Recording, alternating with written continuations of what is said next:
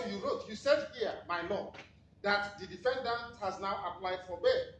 Now, as I've said earlier, bail is a discretion of the court, taking into consideration all the conditions laid down in Muhammad Abacha v. State.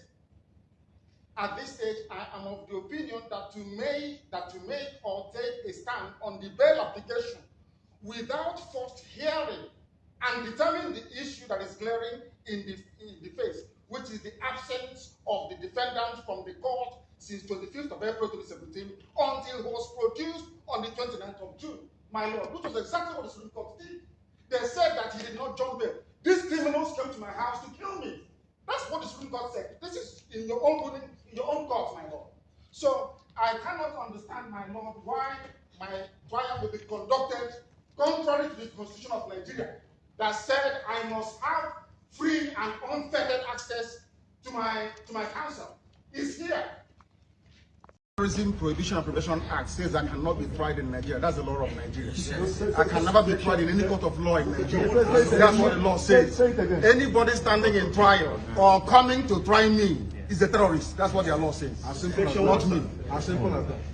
Section 2, subsection 3F of Terrorism Prevention and Prohibition Act. That's what it says. Any court considered to try me is committed an act of terrorism. Yes.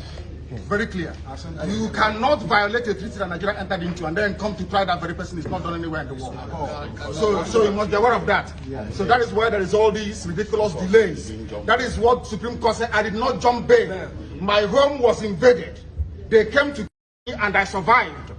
They came to Kenya to kidnap me, brought me back to this country and seeking to try me, which the law says cannot happen. You cannot violate a treaty that Nigeria entered into and then hope to stand on that illegality to conduct a trial. Is not done anywhere in the world. I have in my case. Nobody has, there's no exception. No exception whatsoever. That's what the law says. Section 12 of the Constitution, what does it say? Any treaty ratified by Nigeria becomes law. It's law. You cannot change it. It doesn't matter what they do. All these shenanigans is just pure rubbish. You never stand. Not with me. I believe in justice and fairness, that's all. Nigeria is signed to extradite, not to